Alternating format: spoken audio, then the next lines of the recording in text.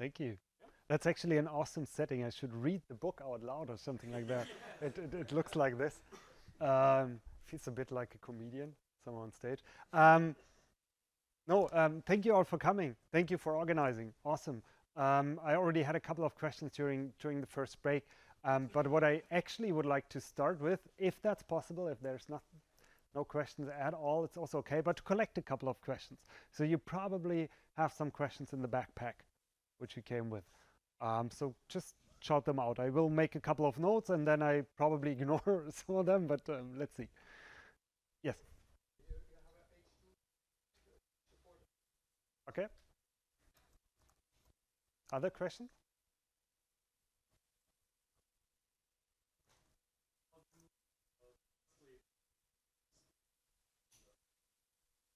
Can you elaborate a bit more?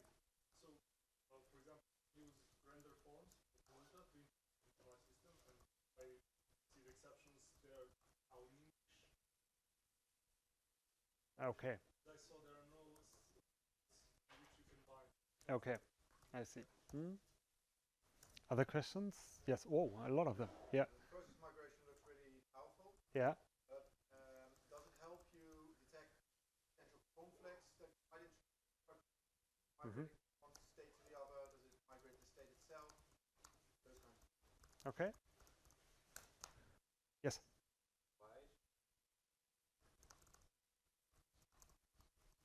That's cool. We can use the time to collect questions. Yes. Yeah. How do you handle long-running processes? Okay. Just mark it for the moment. Yeah. Any more questions? Yes.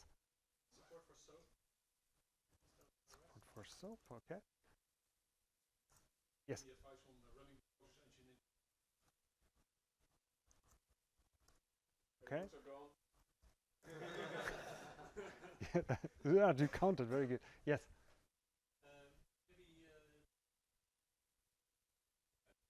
Maybe in around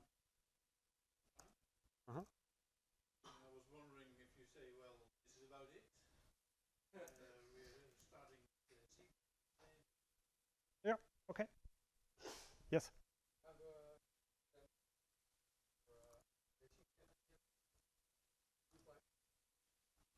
Okay. Okay. Yes. What are the options? High availability and scalability. Okay. Starting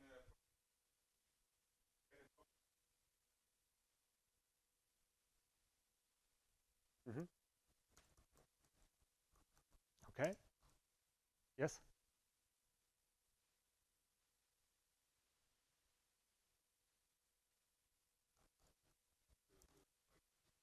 since your last video. Okay. Yes.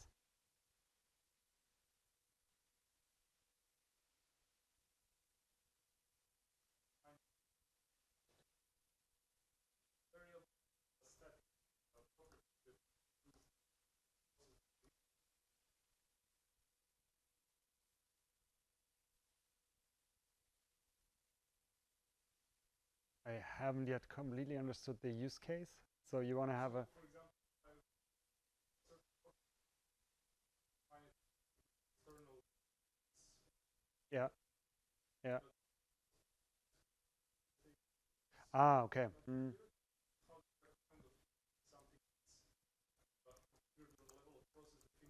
Mm. Okay. Understood the question at least. Yes.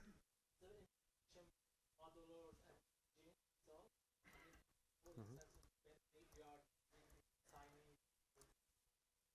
Mm-hmm. Okay. Yes.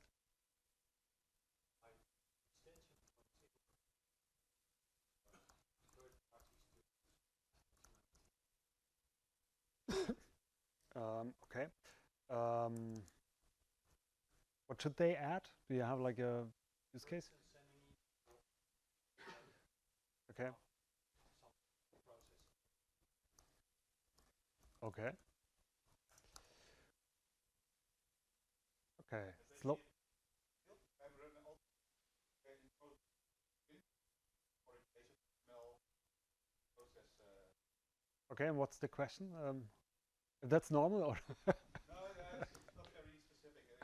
It's just I don't get it working. And you have some desire to conflict everything, and some lot of, Mhm. especially with the object map Jackson. Mhm. Spin serialize object variable. Mm. So for example, the Jackson module. Yeah. How do you use the spin? Mhm. Yoda. I meant Yoda. Yoda. That's like this, right? Yoda time. Mm. Okay. You probably have some more. That should get.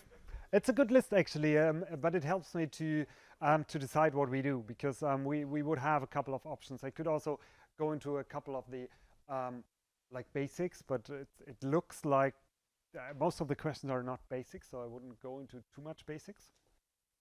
We had in the agenda for today, we had a hint about DDD, I think, and eventually, and again. Is there any questions around that? That's what I wondered. But no, also fine. I mean, it's quite okay. Please address it. Okay. Let's see. What we could do probably, because that's the fun of it, we could probably take a couple of them very quickly. That what I would do as first, and then we drive our way through it. And I think all the roadmap questions I keep a bit to the end, because the roadmap's typically the end. So I probably sort that. So the first a couple of questions which are easy, like which databases are supported. So the current model, and what I always do, actually also in pre-sales or whenever I give talks, I normally use the documentation. So the documentation is pretty good. So if you look at that, there are supported environments. In the supported environments, you find all the information, for example, about databases. And these are the typical relational databases you probably will have. So we support most of them. If you have something which is not on that list, that doesn't mean it's impossible to support, but that at least means you have to talk to us first. For us, that means all the databases we have here, we have in the QA matrix. And that means we run all the tests on all these databases in all these versions in different combinations, which basically means it's some kind of effort for us to put something in there, but it's kind of a linear effort. So if that blocks the sales, it's not impossible to get something in here. The important thing is that the database is kind of really a relational database and can run with that read committed isolation level. So if you're, for example, running some kind of cluster like the Galera cluster, or there are a couple of others, if they stick to that isolation level, it's typically fine. So H2, probably also worth to say that, but H2 is normally not meant for production. I know people having it in production and kind of works, but it's normally not meant to. Okay, so I hopefully that answers this one, which is kind of a very easy thing to do. Now it gets harder actually yeah, probably this one is related. So advice on running Camunda and Kubernetes. So there is no special advice I can give. So probably most of you know Kubernetes. So in Kubernetes you run these pods, I think they're called, right? Yeah. And you can run like Camunda, for example, on Docker and Kubernetes. That's no problem. But we have always the architecture, and we can, at the very end, we can discuss CB because that probably changes a couple of things there.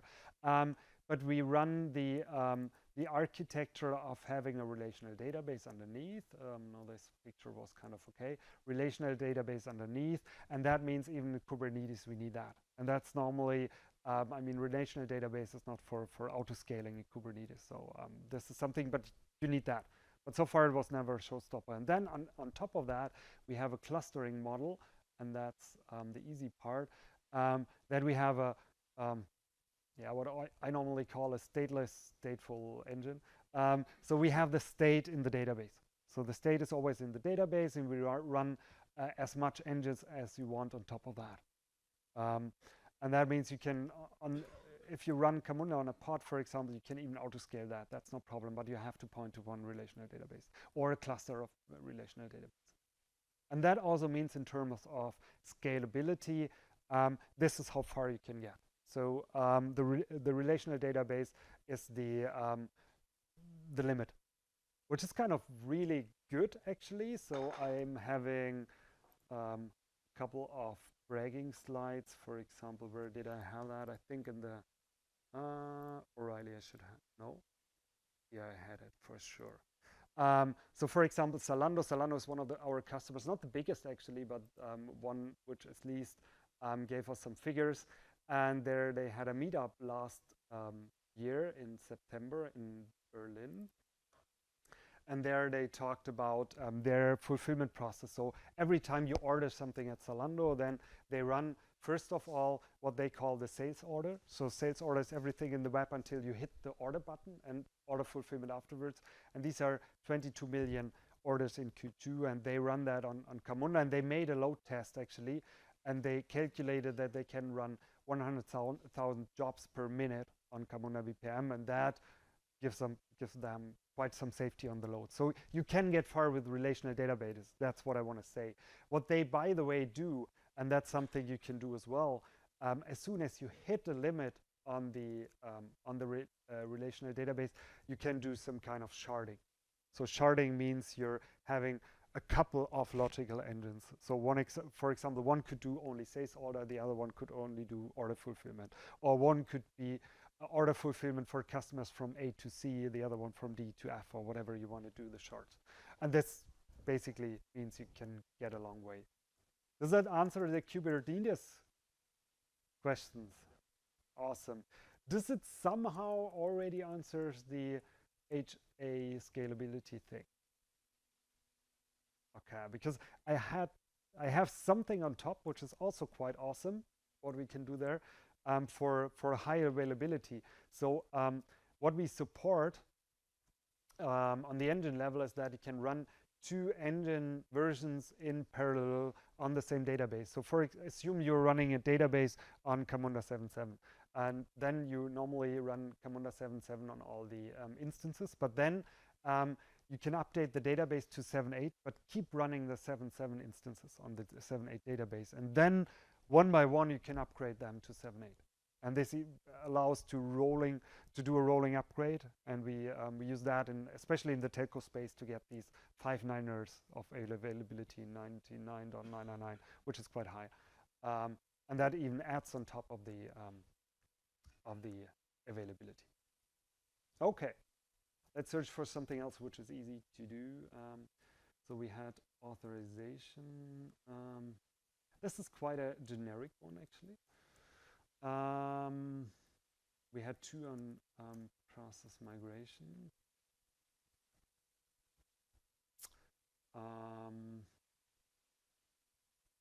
And the other ones were quite deep. That's about how to approach everything. This is also the modeling.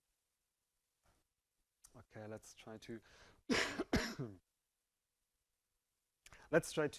tackle it step by step. So I would do one thing which is unrelated to the questions and come back to that in a minute, if that's okay for everybody. You don't have a real choice, so I'll do it anyway. So because you said it earlier, and I prepared one thing which I wanted to show, because I think it's good, something I do very often, and it's very often for a lot of people kind of an aha thing. This is what you do also can do with Camunda. So I want to do that first, and then we have a basis to probably explore a couple of these questions later on. And a quick questions to the audience: who knows the circuit breaker pattern? Which is half of the people, which is not enough actually. It should be everybody. But just a very quick recap on the circuit breaker pattern. I will not go through it, but let's assume we have 2 REST, and I will do some severe PowerPoint drawing live. That's what I always do in WebEx stuff, so I'm pretty good at that. So let's assume we have like a service, and I currently do a payment service. So let's assume you have a payment service. Who's doing synchronous REST communication here most of the time between services? Who is doing messaging, asynchronous stuff? Oh, it's more. Who's doing event-based systems? That's less again. Okay. So asynchronous seems to be the top here. That's actually surprising, because normally it's like 80% of the people rest. But quickly, let's start with that. I'm coming to asynchronous in a minute. So let's assume we have a payment service. And let's assume the payment service provides a REST interface, because that's what I wanted to quickly show. And then let's assume the payment service in the background uses a credit card service. And let's assume this is like a REST communication here, and we have a REST communication here. And this one is actually pretty common, because if you're using something like Stripe as a payment provider, for example, that's REST communication typically. So this is easy to understand, I hope. So this is what I have in the background. So I'm running a very easy credit card service, which I have to quickly find. There it is. That's a Spring Boot application. Who's using Spring Boot? Who's using WebSphere? Oh, yeah, two of that. Brave guys, very good. Oh, Visual Studio Code. I'm not allowed to open that here. No, let's do it. So that's actually a very easy REST controller, Spring Boot. I just have a charge method. And the only thing it does, it sometimes sleep a bit. And let's do that. Then I can run that.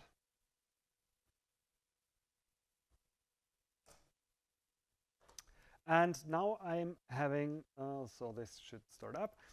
And now I'm having my payment service. That's also a Spring Boot service. I can show you that. I'm coming back to that in a minute, why I'm showing that. Come on. There you are. So that's a payment. It does a retrieve payment. I do a couple of things. The first thing I do, I probably use some existing customer credit from his account. And if that was not sufficient, I charge the credit card.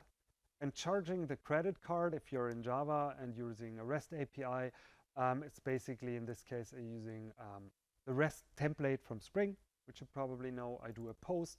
I use the Stripe URL.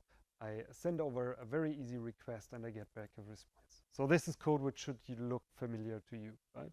More or less. So, the code in the background is there, but it's slow. What happens? That's a test. That's an easy question. I just check if you're still there. What happens?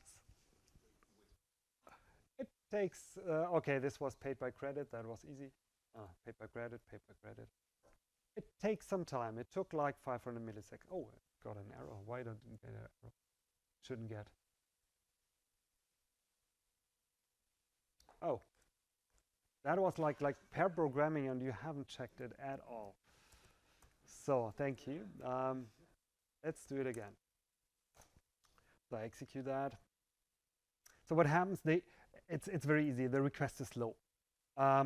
I do it again. Paid by credit. That's not what I need. It's loading. It's loading. Okay, it's not yet up. So it took some time. A connection refused. And now it's loading. It's loading. It's loading, because it takes 19 seconds, for example, here. And that means my REST request is blocked for 19 seconds. That's not so surprising.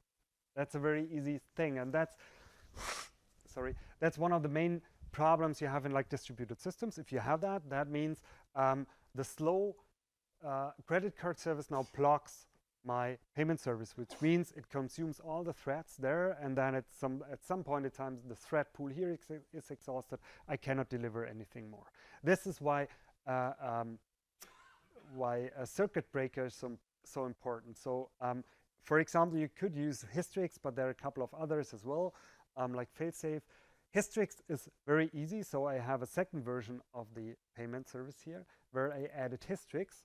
So that's the only change. I basically wrap that in a Hystrix command and execute the command. Not very hard. What I do is I execute the version 2, paid by credit, paid by credit.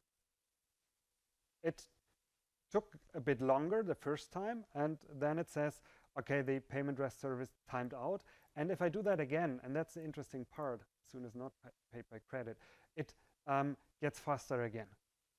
It doesn't slow down. It doesn't wait for the other party to really to fulfill the request. It's like at your home, the circuit breaker just switches off, and then the other one is not called anymore. That's not Camunda at all. Why am I telling you that? But that's one of the interesting parts. And if you're heading home, and at least remember that circuit breakers are important in distributed systems, that's something. That's pretty good. But I'm currently writing, for example, very often about this. So this is something called fail fast. It failed fast, so it stopped my whole system to go down because one service probably is slow. So it avoids the fire of going all over the place. I recently had, how can I make that bigger? Probably like this. I probably, last year I flew to London, and there I had to check in, and the check-in page gave me that. We're having some technical difficulties at the moment. Please log on again. If that doesn't work, please try again in 5 minutes. It's kind of they give me the instructions how to work around that. We do actively monitor that. We work into the issue. There's no need to call. It's your problem. It's not our problem. It's your problem. But what they had is kind of a fail fast philosophy. So the site was there. It was responding. I could do everything, but I couldn't check in. As like a computer scientist, it's very natural for me that this happens. Probably the 3D barcode generation did not work. But what they do in the we were having a couple of customers who do these kind of things. So normally it's PDF generation, 3D barcode generation, or sending emails. It's kind of a science still in 2018. So it's not surprising for me that this doesn't work, but the handling it in a fail fast manner is better than having the whole system breaking down. But fail fast basically means that this problem is basically sent to me. And in this case, I had to do the retrying. And I tried it 5 minutes again. It didn't work. So what did I do? I put it in my own storage, in my own persistent storage, my calendar, to remember to do it on the next day. And I did it on the next day. But this is what I have to do. And what I think that is true for a lot of services, even in service-to-service communication, if the service itself resolves its own failures, and in this case, it means the check-in can do the retry itself. I mean, it has my mobile address, it had my email address. It can resend the stuff whenever it's possible to do so. I don't have to retry that. It can do it itself. That would get a much better service. It would get a much better API because nobody has to be bothered with these kind of problems. But the problem, and that's what I see a lot out there, is that now in order to do that, you have to introduce some state. In order to do the retrying, you have to save that somewhere. You have to have some scheduler in order to do it. And what I'm what I'm heading to is that this is obviously very natural in a workflow engine. So you can very easy do a workflow in BPMN, for example. We have retry capabilities in the engine where you can say, okay, retry this even for a couple of days. We are reliable with that. We are putting it in the database. We're caring about that this will really happen. And this might be quite natural to you, but for the most developers out there, I see that this is not a natural choice. They're kind of, oh, stateful retrying, no, then I have to save state. This is kind of a mess. I have to do this and that and those, and I just don't do it. And what I see is that a lot of these kind of problems you can solve with a workflow engine, but that results in the workflow engine, and that's why I wanted to basically to tell you that today, in contrast to the example you basically presented, are very tiny workflows sometimes, are very tiny things where you just care about, for example, stateful retrying. So another good example, I probably don't have it in that blog post. I have it in another one, which I have to find quickly. Yeah, this one. Another example, which is referred to very often, is the it's often called the Saga example, Saga pattern, or it's basically about distributed transactions. So when you're in distributed systems, it means you don't have asset transactions. You don't have technical transactions. Two-phase to commit doesn't scale. Does anybody think two-phase commit does scale? Not anymore. Yeah, that's exactly what we see out there. There are a couple of papers more or less proving that why it doesn't scale, and that means you have to have another mean to solve these kind of business transactions. And this is about compensation, where you say, okay, I do a couple of things in a row, and if somebody fails, I have to do an undo functionality. This might be, again, a REST call or sending a message. This might, again, involve some retrying. It might, again, take a couple of days in order to refund the payment if the payment service is not available. But this is done under the hood. And these are kind of use cases which are very often very technical from the motivation. So it's not like the overall business process, but we see a lot of these more or less integration flows, very, very small things happening out there. And probably the last thing I want to push. That's interesting, yeah.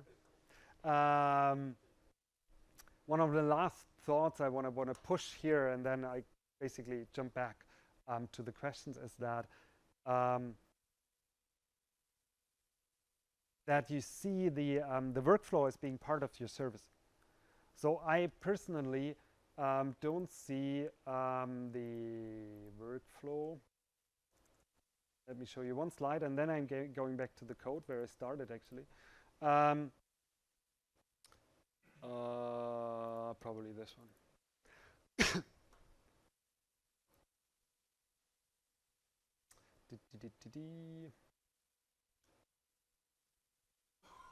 PowerPoint is a bit slow here. One important thought is that the workflow now is part of your service. So whenever you run a service, for example, my payment service, it might have some workflow embedded. Other services might also have workflow embedded. I don't have the need, and I don't see the need of having, whenever you introduce a workflow engine, of like drawing a BPM box, because that's what a lot of people doing, drawing some BPM box somewhere there, and this is the box where all the workflows are going to. Instead, I see it as part of the service. And that, just to illustrate that again in code, if I jump back to my REST example from the beginning, what you can do, for example, and that's again a contrast to what you showed, just to give you the range of possibilities. I still have the charge credit card, which is fail fast now. So Hystrix switches off because it's too slow, and then it fails fast. But I want to probably have that stateful retrying. And what you can do in the easiest case, and that's actually pretty powerful. So I'm using Spring Boot. We're having a Spring Boot starter. So I can run the engine as part of Spring Boot. The only thing you have to do, you have to add a dependency, which is basically the Spring Boot starter. In this case, it comes with the REST and the web app. So you could only use the naked engine, but I wanted to have a REST API in the web interface. So that's basically what you need here. And then what you can do, you can create the flows even programmatically. So what you use the modeler, which is a kind of the normal approach for most of the people doing it. But what I see a lot of developers struggle with it. As soon as they see a graphical modeler, they expect some hidden complexity behind that. They are afraid of that. Oh, there's this magic model. You have something hidden behind there. I don't want to have to do anything with it. And that's just not true. So what you can do as well, you can do it programmatically. So for example, I can create a flow payment. It starts here. It does a service task, which basically hooks in a Spring Bean in my case. I'll show you that in a minute. And then I can do the retrying here. In this case, I say retry it 3 times in with a delay of 1 minute. Yeah, this one is just a sysout, a very sophisticated one. We can skip that. And then I'm done. And the Stripe adapter, this comes here. That's basically exactly the code we had before. It's Java code. I'm doing the REST call. I have Hystrix in there. And that hasn't changed at all. I just put it within the workflow in order to leverage the retrying. That's it. And I do that with very little code, which I deploy here. And as soon as I charge the credit card, a new flow instance is started. And I'm not saying that you have to do this at home, but I wanted to basically to open up the thinking for these kind of very, very small use cases. And now the whole behavior changes. So as soon as I go for the version 3, which is the one I just had, it's still slow in the background. So I basically just what I get back, and this is even probably a bug. What I get back is just I get a pending. So I don't get a result. I get something like, yeah, we got your request. We talk to you later. Currently, it's not possible. Yes, question. About data-driven design in relation to with the example with the booking. So let's say that booking is an aggregate in your domain. Then you want to store, I think, the status of that booking in your domain model. Also have the status of your process. Yeah. Want to have it in line, maybe or not? Or what's your experience? You should have it in line, actually. How I see it is that I see actually the workflow model in that sense as part of the domain logic. So if you're okay, booking is kind of like a probably more than one domain, but if we say okay, booking is one domain and we have the booking aggregate, you probably have in the same bounded context you also have the workflow. And depending on the technology choices, if you're running, for example, Spring Boot and then probably Hibernate, then you can also run Camunda within the same transactional scope, and then it's really part of the aggregate, where you say, okay, I steer the flow, and this I also change some attributes of the aggregate of the entity, for example, and this is in one transaction. That depends on the technology. If you're not running like Spring Boot or you're running in .NET or JavaScript, it changes the game. Then you have to think a bit differently about it. But I see it always like the workflow engine is infrastructure, and I see the workflow model as part of the domain. Storage of the process, is it also part of the domain? Or What do you mean with in sync? So process has some data related. Yes. For example, the status. So I have your table, your name, that has also a status. Yeah. Okay. Yeah, that again, it depends on a couple of factors. So the first is you could like having a couple of the current state in the booking table, for example. That also is an interesting question to look at, because very often the state you want to see from the outside is not exactly the workflow state, because very often if the workflow gets more fine-grained, it might even be at different points at the same time, because you're doing things in parallel, which very often you don't have in the data model of the booking, because there's like, what's the current state?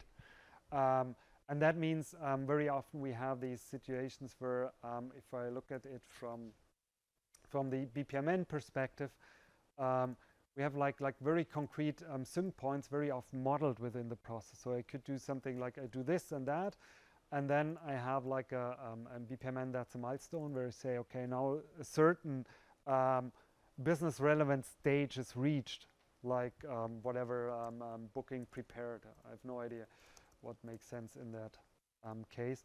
And this is something I now would write to the domain where I can read it, for example. But as always, there are different ways of doing that. And you can also, you could also always ask the workflow engine for the current state if you're putting these things together very, very, very closely. I mean, you can also ask the Camunda API for the current state. You just have to prepare that the current state might not be like one state, it might be in parallel. So you have probably a couple of states at the same time. You also always have to distinguish between the state of the process and the state of certain business entities. Different things. Yeah, they're probably different things, yeah. So the entity, yeah, it depends on the concrete domain, but very often the entity is much more long-lived than the current workflow, because the current workflow is normally like, this is a process, for example, for creating the booking or doing the booking, and afterwards normally the booking remains. The data we have, the audit data, how we walk through the process, we keep normally for some time, like 3 to 6 months, but then we normally erase it. Yeah, even have like like a feature for that, where you define a time to live here and says after 6 months when this process is finished, just clean up the data. But the overall entity you typically want to keep, and probably you have like an additional workflow applied to that entity later on. So it's not always a one-to-one binding. Yeah. When I add, I'm using Axon as an event sorting framework, and then you have in the domain event table for your event work, that's the leading data. Then you subscribing event headers, for example, forward your relevant data or a Camunda process, for example. And also the other way around. Yeah? If you have some mails over here, you can just send command to command us. By Axon.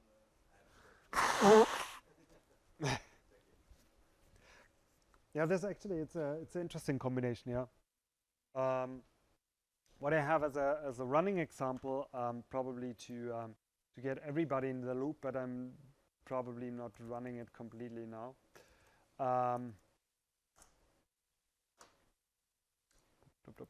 By the way, all the REST stuff, and I have more REST stuff, which I don't show you now, but everything is in that repository. So coming back to the events in a second, just to make sure you see there are more versions of this hex, so they get more sophisticated step by step. So you can expect more complex things you do, up to what I mentioned earlier on, up to compensating things within one REST call. And what I also do is in the REST API to wait for even the asynchronous processing to be finished within like 100 milliseconds.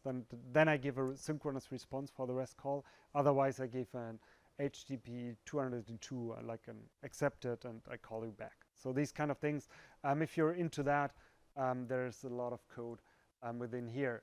But in the overall repository, I basically have an event-driven approach as well, not with Axon. It's basically just or simply Kafka. And then I have a couple of the services on top. The services are all Spring Boot. And they are basically sending commands or events on the Kafka bus. And then I'm using, in this case, Spring Cloud Streams. Not sure if anybody uses Spring Cloud Streams. Not sure if it's a good idea anyway, but it feels a bit not yet completely mature, let's say it this way. So the code I need in order to run it, it's really small, and there's working on it. So I think it will get mature soon, but I had a couple of problems with that. But anyhow, how does that look? So whenever I have it, I think I have Zookeeper running in the back, Zookeeper and Kafka running in the background. So what I have is a monitoring application I can start up. The monitoring application just listens to Kafka for everything that's on the bus. So let's go to the monitoring application, Spring Boot, so very easy to start.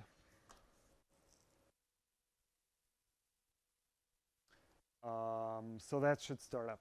The second thing I can start up is the checkout application. So there I can place an order.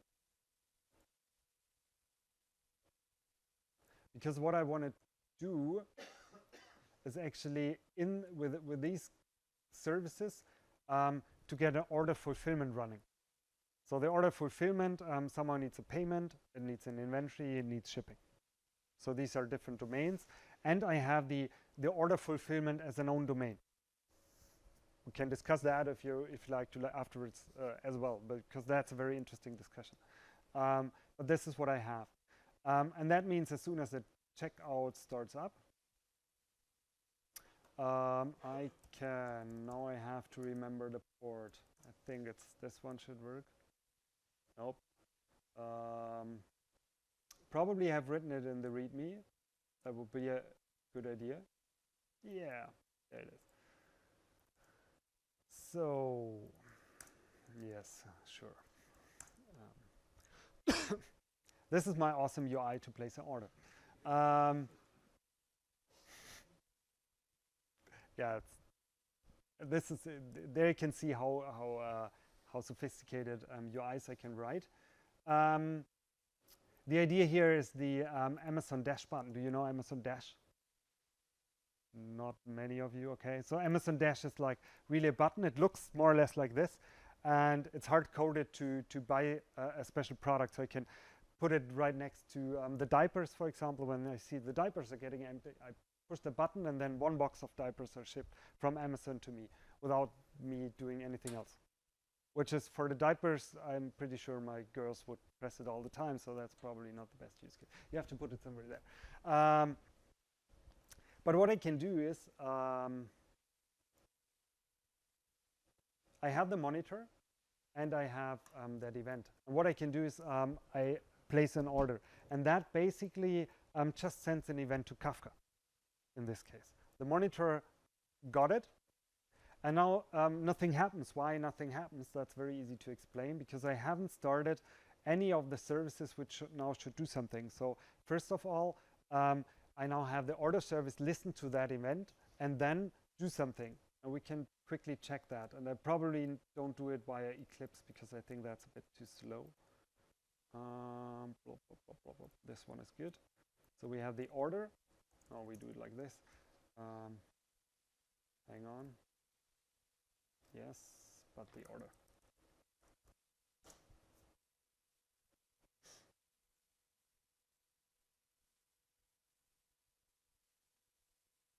Should be there in a minute.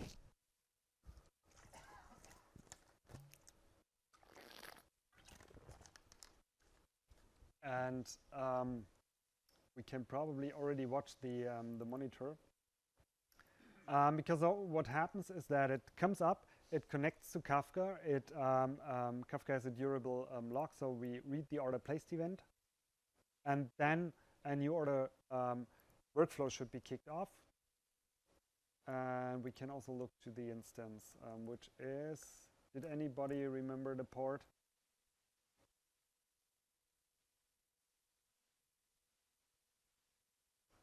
'91. Yeah, 91 is good. So let's see, that comes up. It's actually, I think, really that Windows update with the Intel problem really slowed down my computer. So now it connected to Kafka, that's a good thing. Now it started a flow. And the first thing it does, it sends out a command, which says, okay, retrieve the payment, please. And why did that happen? There we can look at Camunda, and that's now, again, that is the Camunda instance within order. So it doesn't have to be like a global one. That's the one that runs within order. Now running on Spring Boot, but you see the URLs are a bit different, but the rest is the same as we already saw. And there we have a running instance. If I look at the instance, I'm currently seeing that this one sent the retrieve payment command and now waits for an event on the bus that the payment was received. That's not going to happen because the payment service is not yet started up. So the next thing I would have to do is start up the payment. Then this one would receive the message, send that back, and so on and so forth. What I wanted to say with that is that, I mean, independent of the technology, I can show you the very quickly probably the code because it's very easy to get. So in the order service, I basically have the where is it? A message listener, which basically listens to the stream. In this case, I connected via the configuration to Kafka. And then I can even specify conditions. So I only want to have messages with a message type order placed event. And if that happens, this method is called. And this probably also brings us to one of the object mapping questions. That's pretty good. And then, and again, this was kind of about the question about the aggregate and the workflow. So what I do is I persist the order. That's a normal repository from Spring. And then I kick off the workflow instance but by correlating the current message to the workflow instance. And correlating these kind of messages to start a new workflow instance or to correlate a message to a waiting workflow instance always works this way. You just have to specify the correlation condition. And I do that in one transaction, so I do that transactional with the entity. If anything happens here, nothing will happen. And that works pretty well, actually, to get that going. And that's everything you need in terms of code. If you're brave enough to use Spring Cloud Streams. If you're not using Spring Cloud Streams, it's a bit of more code, but not much. And that's kind of awesome. And I like that combination, actually, of having the events on whatever technology you have. And then BPMN, by default, the language is very event-driven. So you have a lot of these situations where you can say, I react on event, like a message I get, an event I get. Timing is an event. You can react on different messages. So it's very natural to work with these kind of events. You just have to check how you combine it technically, yes.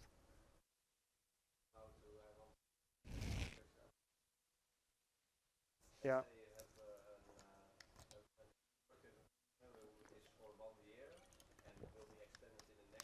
Yeah. First you have to get a customer from a sale process, and after a year you want to some billing. Yeah. Is one process who takes the whole year, or do you say you have a process for the sale, then it is a domain, your domain, and after what the year ends, yeah. a new process to extend the contract. Yeah. In this example, without looking more in details, I think spontaneously I would have like two processes, something like, okay, I have this yearly billing or yearly whatever it is, and that I just start every year, not having like a huge process. So, but it's always somewhere in the middle. I mean, the extreme, I saw that at one customer, they sell life insurance, and they had like the whole life insurance as one process, which basically means that can run like, yeah, probably not 100, probably not 80, but 60, 70, it's not very unrealistic. And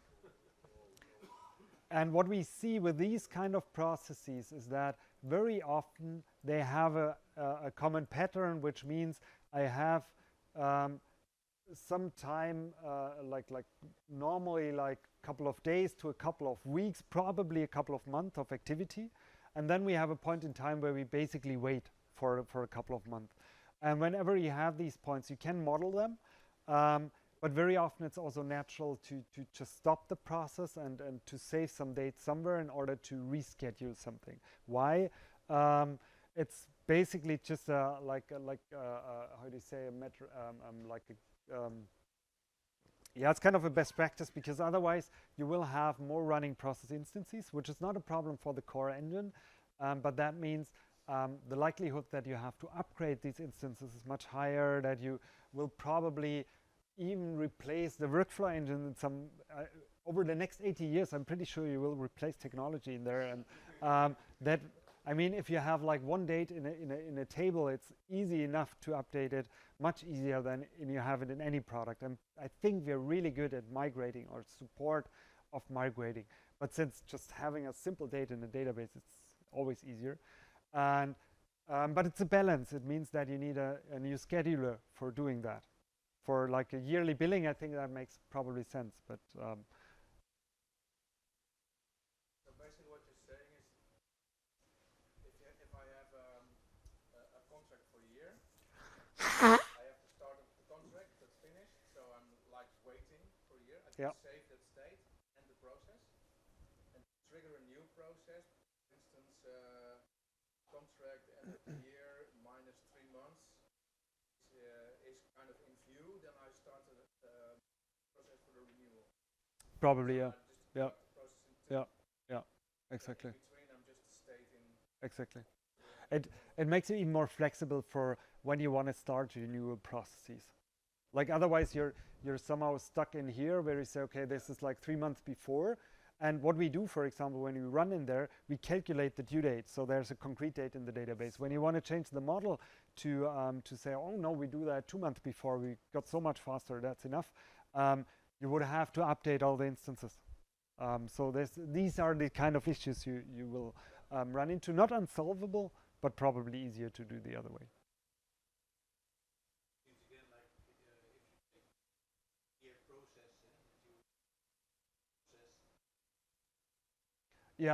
Yeah, kind of. Okay, these are long-running processes. What I said, rule of thumb is normally round up to 3 months is pretty normal length. We don't have that much use case for a longer period, sometimes a year, but not much more normal. Let's go back to the question list. That's actually, I think we ticked at least 1 or 2 boxes, which always feels good. So this is where we are. This is the long-running processes thing, right? Any more questions to that? No, not yet. Okay. The process migration.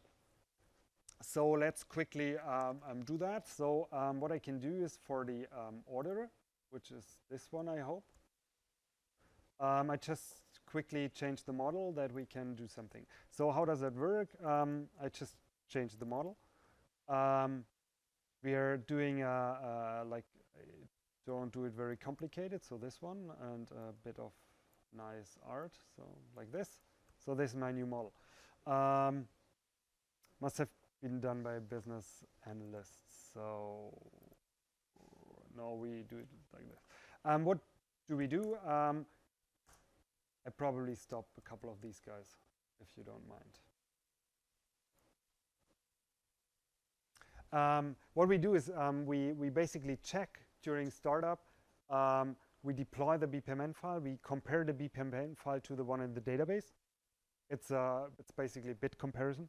So even like new white spaces count. So you should be a bit aware of that. And then we have a new version. And as soon as we have that, I can show you how we handle migration. And yeah, as long as this starts up, not sure why normally it's quicker. I can probably answer the first question. So we don't have like a sophisticated conflict resolution thing. So what we do is we can make a default mapping. Oh, come on. Yes. Normally it's quick. So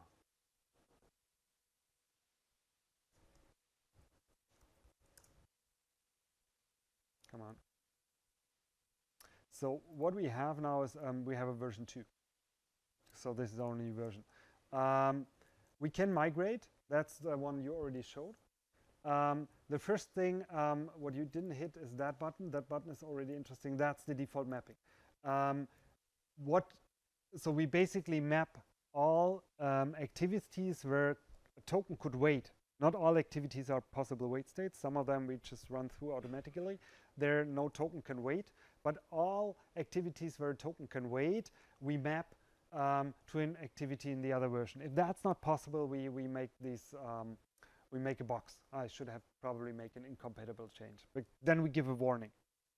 So hey, you could have something in payment received. The payment received box is not there. Either you map it to a different activity, or you're probably screwed. That's what we say there. But this, basically, this is it. So we don't make any more checks, and I think that's not easily possible because there are a lot of situations you can do with migration. For example, you add a new activity where you loaded data. The data is missing in the process. That's something we cannot see here. So this is something you have to think about. But the second question, that's very easy, because as soon as I do that, and let's say I do all the instances, and then I can do one thing, which is this one. What I defined is what we call a process instant migration plan. And we can look at the migration plan, and the migration plan is a JSON file. And the migration plan basically does all the mapping, what we did, contains all the mapping, and it can contain basically the filter where we want to apply it on. And you can take that migration plan and also apply it programmatically. You can even build it programmatically using Java API if you like. So normally customers, what are they doing? They're using that on a stage in order to test it, and if it's running, they're executing it automatically during deployment, for example. And we have customers, for example, who even don't allow to have different versions in parallel. So they force a migration up on new deployments in order to reduce the complexity of operating two different versions. Because as soon as you have that, and these processes are probably calling other services, running different engines in different versions. You get a complexity that's not easy to handle sometimes. But that's possible. There's even a webinar on this topic. There should be a recording somewhere. Yes? Using unit tests, as you showed, they are using it intensively for migration. Yeah. Every time unit test break, that means that there are some variables, something is missing from the new. Is that also good practice to test the migration? I mean, it depends on the criticality, but if it's critical for you, I think it makes sense to test it. I don't know that much customers doing it because the complexity is pretty high.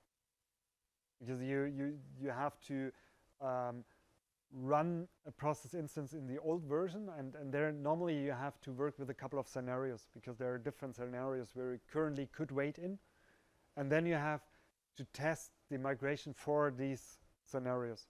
If you do that, that's awesome. You can do it in a runtime. Yeah. Yeah. Yeah, you can do it by the REST API. You can do it in a unit test, no problem. I mean, you can deploy both versions, run the old version. You just have to do it. You have to write the test for it, and that's effort, which I don't see that often handled. But I saw it in the past already, so it's not impossible. Yeah. For 1.5 million insurance policies. Yeah, that's what I mean. Yeah. Yeah. Probably better than cleaning up afterwards. Yeah.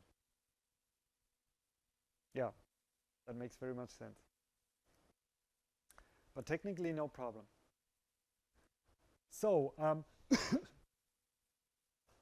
think that was connection between model and API. That was some question about if we have a deploy button here. Was that the question?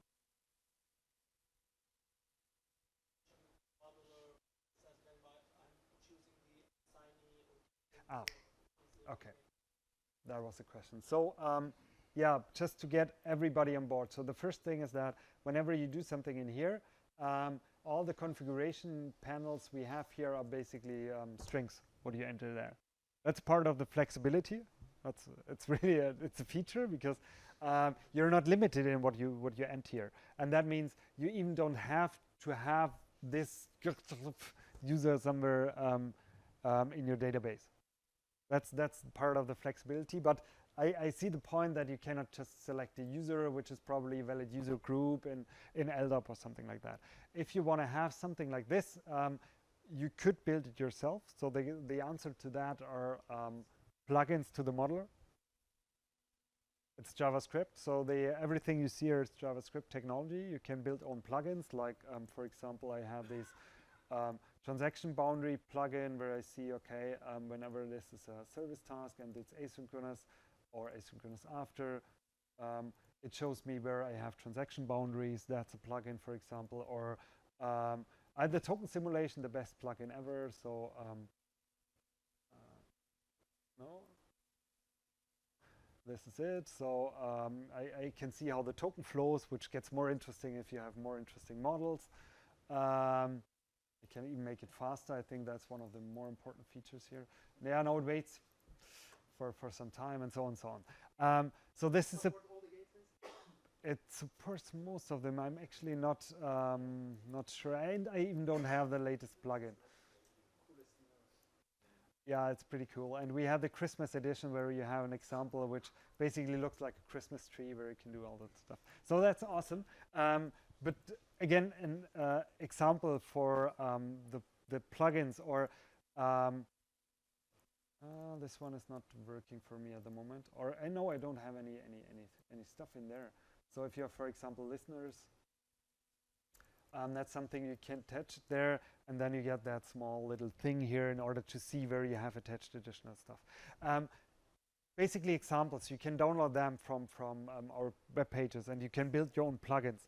It's not completely easy to do, to be honest, but it's possible. And as soon as you move to a state where you say, I want to have some severe stuff configured here, and I want to invest in that, that's worth the effort, you can do it. I wouldn't expect something from us tomorrow there, because that's not the area where we're currently focusing on. Same for that's probably interesting, and we wanted to have a look at CB as well. So I'm looking at the time actually. We had a question about these properties I can set here. Something like that's the REST URL I want to call, for example, and I configure it here. Something like this, .com, of course. These are configurations I can do, or also with the input-output. That doesn't matter for the moment. So I can make configurations to the model. I cannot easily get them via the REST API. That was one question, right? The way customers are doing it is they're retrieving the model completely via REST API, the XML, and then using XML path in order to query the right thing from the XML, because it's not hard. That's how we did it. Yeah. Ask that. How we did it in the process definition. Yeah. But that's the way how you can do it at the moment. That's the way. I mean, there's one alternative.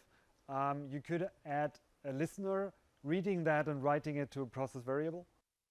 Then it's easier to handle, but it means you're writing additional data which you probably don't need. For me, it looked like a camera, so I wanted to check. No, but that's the way. It gets a bit easier in CB there, but currently it's like that. So you're at least doing it right. That's the good news there. So the deploy button, yeah. There's no deploy button at the moment. There, you haven't missed it.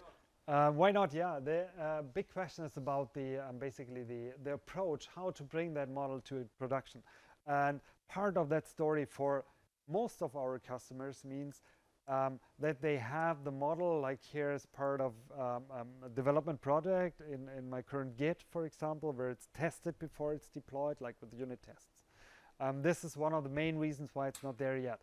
But we're getting the ask that often that I think we're probably will have like a deploy button pretty soon.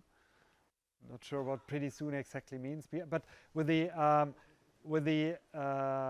no, but it's combined with another thing that's currently happening where we're having more and more polyglot environments.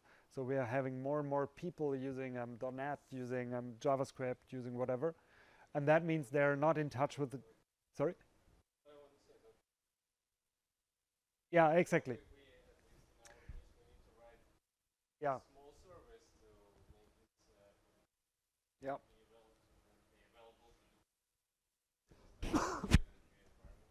Yeah, but we see that happen much more often. So we're currently in the 7.9 release. In the upcoming release, we dedicate a couple of things to that use case of not using Java, and the deploy button could be part of that, because then it gets easier to deploy it here. And then we also want to have a couple of native client libraries in order to support the work with Camunda better there. We also introduced long polling, sorry? Yeah, yeah, it's true, but you have to do it. It's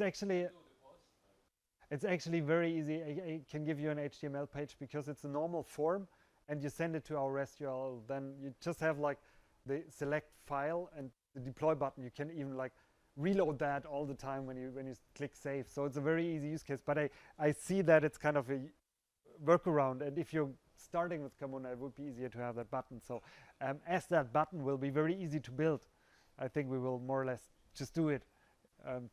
One of the questions is, where should you deploy to? Where I configure that? Do I get like a text box? Do I configure it? Where is that? But we will solve that somehow. So I'm pretty sure we will get that button. There's a related question which I often ask. We also have that second product you mentioned, Cavimo, or third, or whatever you want to count. So Cavino is the cloud modeler. There, it's more for collaborative modeling, so you can just, yeah, you know how the modeler works, so I can model and I can comment on that, I can share it with my colleagues and these kind of things. So another question will be, when do we have a button there in order to push it to Git or to deploy it from there. So yeah, we're discussing these kind of user stories currently very much together. For us, it's important to get a coherent story that works, that doesn't confuse the people. On the other hand, it should not limit the people in the way they are working. That's part of our philosophy. Depending on how the people work in their product, they should use the tool, fitting to that, which is always kind of a balance between providing a very easy get started experience with like the way to go, but allowing like millions way to go because of the variety we see out there. That's a constant struggle we have. So far, I think we're pretty good with that. So how to translate exceptions from Camunda? So currently, I think there's not an easy way to do. So normally, they're kind of catch it, you check it. We're introducing more and more error codes. So that's what we do. In the latest versions, we have more and more error codes. So we have certain exception classes carrying them, but it's still not completely easy. And we don't provide that actually out of the box. You can use the error codes. So that is okay for the moment? If you're working in England, then it's okay. Yeah, normally people are not showing the exceptions completely towards the users. What's your use case in task list or in Use the Camunda forms. Okay. Render on the page you would like the notifications on errors, and not to handle all the errors yourself again. And what kind of errors are you thinking of? The one we raised? For example, incorrect format. Okay. That's certain thing that comes in our notification bar. Yeah. Bar. And it's simple JSON with just a message. That's probably true, yeah. I mean,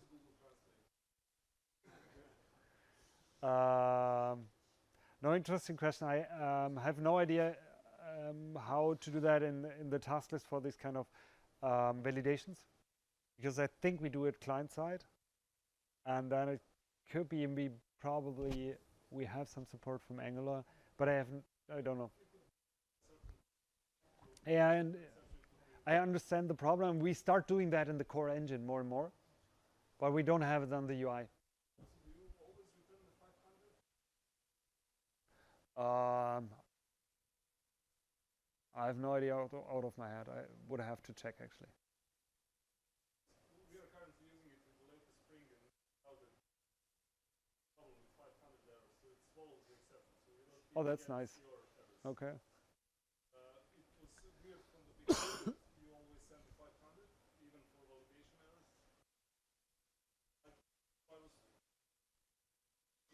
there is a way to rewrite it somehow, but I suppose it's not simple. I think it's not simple. I mean, you can still go for a complete own UI. So that would be that question. And that's actually what I would say the majority of people are doing. So the task list is used in, I have no real statistics, but it's like 20 to 30% of the people are really using it in production.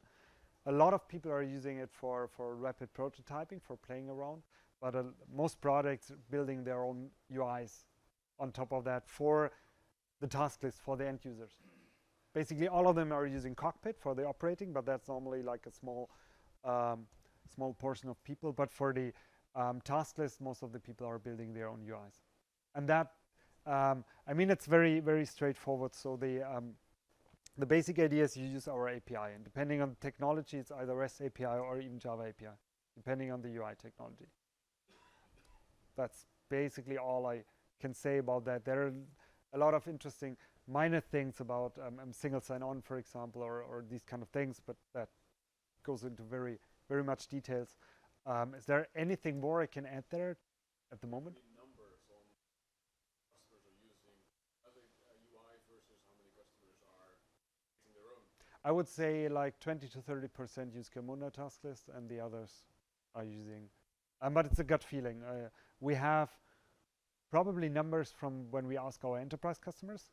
I have to check them. I don't have them in my head. They're probably different, but majority, I mean, for open source users, we just don't know. When you say task list, you mean the rendered form? Yes. Yeah. Yeah, there's a big difference between the like cockpit. Cockpit basically everybody uses, because that doesn't make much sense to recreate, because that's like not many people in the company are seeing that, and it's this, the use case is always the same. You want to operate Camunda, and when I say task list, I mean this one where you see your open tasks, where you can do the filtering, where you see the forms and these kind of things. I can imagine it's a useful tool for management to try it once here. Yeah, that's what I meant. Yeah, rapid prototyping, there it's very often used, but there are a lot of these questions about translating the error message or a couple of other things are not that important. You just click through. That's most of the time. To what extent do you support role-based access?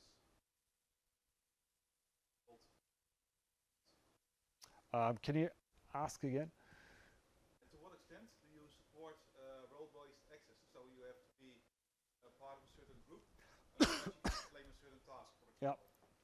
So what we do, you can see that in admin. We have pretty fine-grained authorizations. So what sorry. What we also have is we have an own user and groups database in the system. That's normally replaced by something you already have, like LDAP or whatever. So then this is a read-only view from our perspective. But what we always have within Camunda itself is the authorizations. And they are on a resource level, and the resources are very fine-grained. So you can control, for example, for a task, I don't have any tasks. No, I don't have any tasks. If I have certain tasks, this task will be allowed, for example, for the group, which was assigned to, or the user it was assigned to. And you can configure that, or you can even, wow, thank you. And you can configure that in a way that you even allow it for different people than the one you assigned to, or that you reject it or deny it for certain users or groups. Like you could have like a VIP process, which is not allowed to be seen by normal folks or whatever. This is done by these kind of authorizations. And then the engine works like this.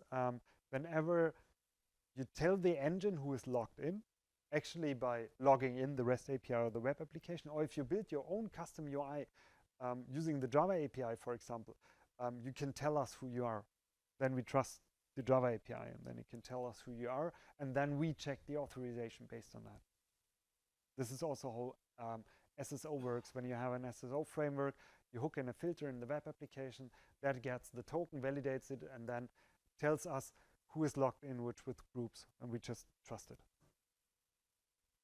And then we check, and the authorizations are checked on a database level. That's also interesting. So, for example, for task lists, very often you make queries to the database, like huge queries, for example, and you want to page them, like only get the first 50, and then it's only the first 50 of tasks you're authorized for. So we check that within the query, which is quite cool.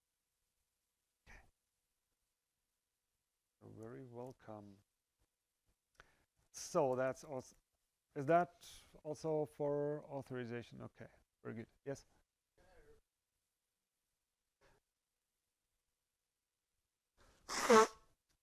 So you can replace users and groups. So basically, this part you can replace very easily. There's an SPI. You can just plug in your own stuff. Or we have default for our own database or for LDAP. And that also means Active Directory. But you can plug in your own. But the authorization check itself, if you want to use it, that's the one we have. You can just switch it off. Then you could do whatever you do around, but that makes things sometimes a bit harder, especially with the queries and the pagination, depending on what you want to do. But you can always switch it off. That's possible. Let's go. Okay, let's probably move that to later if somebody has a very, very deep question into spin, because that's like half an hour on its own. But the basic idea of spin, that's probably interesting because not everybody knows that. Oh no, I just do it here. So whenever I set a new process variable, I can either use primary types like string or long or whatever, but I can always also do something like probably I should go to the docs. I can say, okay, this is an object variable, so I want to store the order as part of the workflow instance. Doesn't make much sense here. I prefer the order ID, but I could do it. And then I can say something like serialized data formats, You probably, and then you can say, this is either Java, that's the default binary serialization. Don't use that at home. But it's a default, it's historical reasons. JSON, that's the one I would do actually if I can choose, or XML. And that means we use the order, we serialize it as a JSON string, store it as a string in the database, and then whenever you get the variable via the API as a Java object, it gets deserialized on the fly. And that in the background, we are using Spin as the framework, we called it, and we use in the background for doing that. It's actually quite nice, but it's also quite complex to configure it. So as an alternative, you can always say something like what I did here. You use the object mapping like Jackson in this case yourself. Then you can configure it like whatever you want to do that. Map it yourself and just store the JSON within Camunda. Over all the projects I saw, I think that's the probably the preferable way, because then you have it under control. Otherwise, it's kind of a hidden thing, which is kind of cool. It looks good from the user perspective, but as soon as you start to get problems, it's always a bit complicated.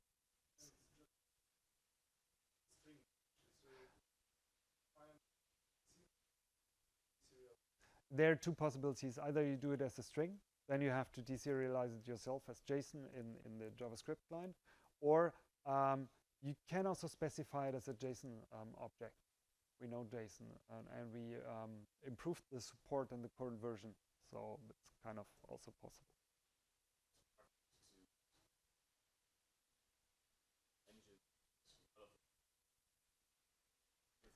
Yes. Yes, it is. So probably don't know that, but for the enterprise customers, we also have the best practices, and for the best practices, for example, we have handling data in processes, and there's exactly that, what we say. That's how we named it, storing just the relevant data. So less is better. So normally only references, that's the default value. Sometimes also we're storing decisions, which you only need for routing decisions in your workflow. And sometimes we're storing stuff because we have to, because we cannot query it all the time, because it cannot be sent to the real system before it has approved or whatever. There are a couple of edge cases there. But the less the better. That's the basic. Okay, awesome. Support for SOAP. So there support for SOAP as to start a workflow instance, to steer Camunda, or for SOAP to be called from a service task? The last one. Okay. So again, basically like everything, we're trying to be as technology independent as possible. So if you want to know services, invoking services. If you want to call a SOAP service, what we basically say is do it with Java. There is a SOAP connector. I'm not sure if you know that. Forget it. Don't think about it too much. It is there. That's the use case, for example, for customers who don't use any Java and don't use external tasks at all. Therefore, that's a use case. But overall, you're normally too limited with that. Basically, what you have to do, you have to create the SOAP message yourself. And then this one is more or less HTTP connector sending it to an endpoint. And this is possible. It works. We have customers using it. But if you're somehow in the Java space, I would would prefer to generate a Java client from the WSDL, for example, then you have compile type checks and all that stuff and a lot of things which are really great, and then just use that Java client within a delegate you hook to the process. It works much better. And that's why we haven't invested more in that area actually, because it works like this. Okay, awesome. To provide extension points and process definitions, I don't have a really like a very easy answer to that. So basically, customers who so the question is from a software vendor, they ship like a default process, and then the customers want to customize that. And what's normally done is that they customize the BPMN. That's what they do. So they take it, copy it, and do something. You could do something like adding like sub-processes, like call activities, where you say, okay, you're not allowed to customize the overall process, just that small portion of it. But this is basically how we normally do it. There's no special trick about that. Okay, roadmap, last thing, and then we're having to wrap up anyway. What is CB? I want to use one slide. It's not a great slide, but it's a slide, yeah, right.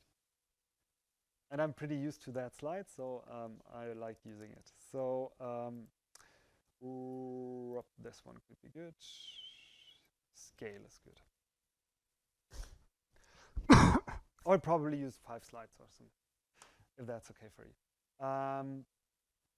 So blah, blah, blah, blah, blah.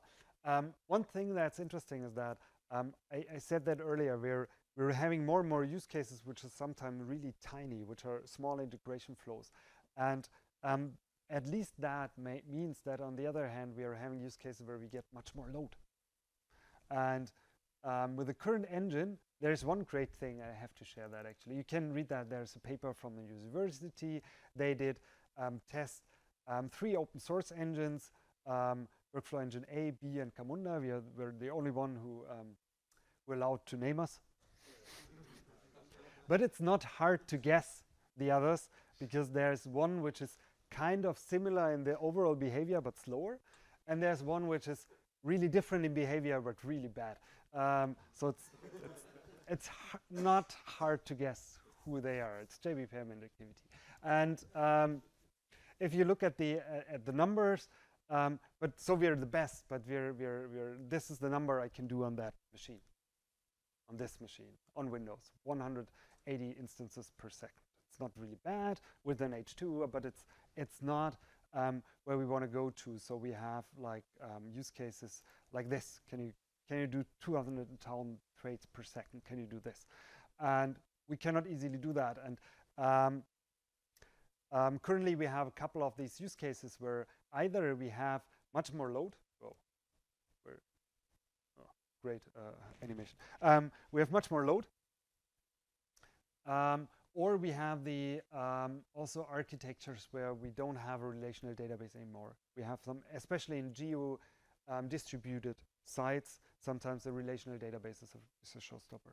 And that motivated us to design a completely new engine from scratch. So we said we have to remove the relational database in order to get around the limitations of it. We built an own distributed system, and we designed that for performance from day one. And that's basically the CB project. So you can look at that on cb.io. It's open source. You can just download it. It's also from us, so all the developers currently coding that are Camundos. It's in what we call a tech preview, so it's not yet on the same maturity. And the basic idea, and that was the slide I wanted to show, is that so what we do is we're having on persistence. It's an append-only lock. So we're basically storing events. I don't have time now to go into that, but I could show you all the events like workflow, create workflow instance created, and so on, so on, so on. So a couple of these events, append only. We're just writing them on disk. Writing them on disk is really fast. And then we're building a cluster of these brokers. So we're distributing that for fault tolerance, for example. No. We have built that from scratch, so we're not using Kafka, we're not using Zookeeper, So we're basically doing similar things like Zookeeper and Kafka, or also Cassandra, but we've built that from scratch. So it's really, we don't have any third-party dependency. It's just the broker is Java again, so you need a JVM, okay. But you can download it, the current version, you just unzip it, you run it, and then it's there. And then you can cluster it. And there we can really go for horizontal scalability, what we cannot do with a relational database. And that's one of the big differences. And another difference is that we, what we have with the embedded engine approach currently with a Spring boot starter, for example, we run the engine as part of the Java process of your application. And that's not done there anymore, but we run the broker. The broker is a separate process, so that's a much cleaner separation of concern. And then we run the application. The application has a client. We currently have a Java client and a Go client.